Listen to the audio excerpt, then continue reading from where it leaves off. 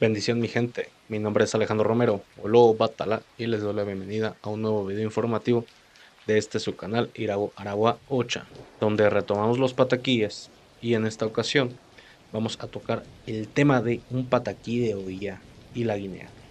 Empezamos, el pataquí nos narra que Oya se sentía de repente muy mal de salud, cosa que era extraña, ya que siempre gozaba de una excelente salud.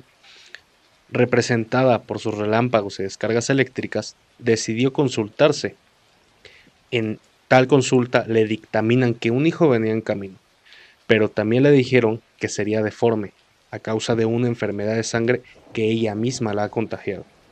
Oya furiosa y envuelta en tempestades salió corriendo hacia un lugar desolado donde ella solamente se podía refugiar, y ahí mismo pare a su hijo tan deseado pero a la vez tan temido por las predicciones que se dictaminaron en la misma consulta. Entonces, al ver a su hijo que nace deforme, ve que las predicciones se cumplieron. Creció maltrecho, nació deforme. Oía quien no perdonaba algo que atentara contra la belleza natural de la persona, decidió dejarlo abandonado a su suerte. Al verse abandonado por su querida madre, este niño viajó hasta la tierra lejana donde vivía Oshanla, una viejita ya acostumbrada a vivir retirada del mundo y cuidada por Ogun y Ochosi. Al ver al feo muchacho, Oshanla llena de un amor maternal que no lo discrimina por nada de lo que tenía. Entonces le pide a Ochosi que fuera a buscar a Orunmila para aconsejarle de qué hacer con este revoltoso. Entonces Ochosi sale a su ardua misión para buscar a Orunmila.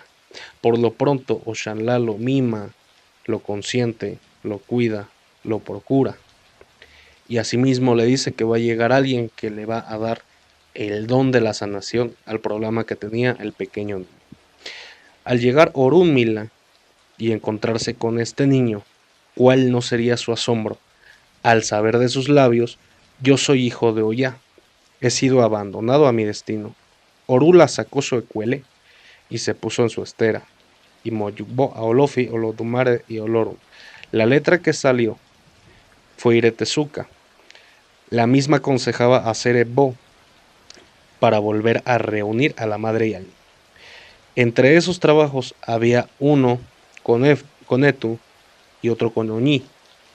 Consistía en limpiar a Elegua y dejarlo en la tierra de Mayire, tierra de Oya. La dueña de las centellas y los truenos caminaba desesperada por su hambre insaciable y desesperada porque sus cosechas no habían tenido ningún fruto. Entonces, al ver en el camino la Etu y al Oñi, los devoró para aplacar el hambre que tenía, dejando a un lado la cabeza del ave. Un vigilante cogió enseguida la Leri y se la llevó a Orunmila. A Oya, mientras caminaba, le vino a la mente la curiosidad por saber dónde se hallaba su hijo, qué había sido de él. Entonces imploró a Olofi por su hijo abandonado que se lo pusiera en el camino, y lo comenzó a buscar por todos lados sin parar, hasta que dio con la última tierra, que era la de Oshanla, a donde su hijo había ido a parar. Mientras tanto, le hacía Nebo al niño, quien iba sanando por minutos. Cuando ya entró al pueblo, encontró a un niño rebosante de salud jugando con Ogun y lo abrazó, mientras le decía: yo soy tu madre. El muchacho le contestó: mi madre no eres tú, es Oshanla. Desesperada Oya se consternó a los pies de Oshanla y le suplicó perdón. Le contó sobre la letra que le había salido en su osote y de cómo la cabeza de la Etu la había llevado hacia su hijo. Entonces las dos pactaron que ambas serían madres de ese niño, que con la sangre de la Etu se borraría todo lo mal hecho de ahí en adelante. Así, una arrepentida y la otra contenta por el reencuentro de ambas, le dieron gracias a Olofi, a todos los orichas y a la Etu. ¿Vale?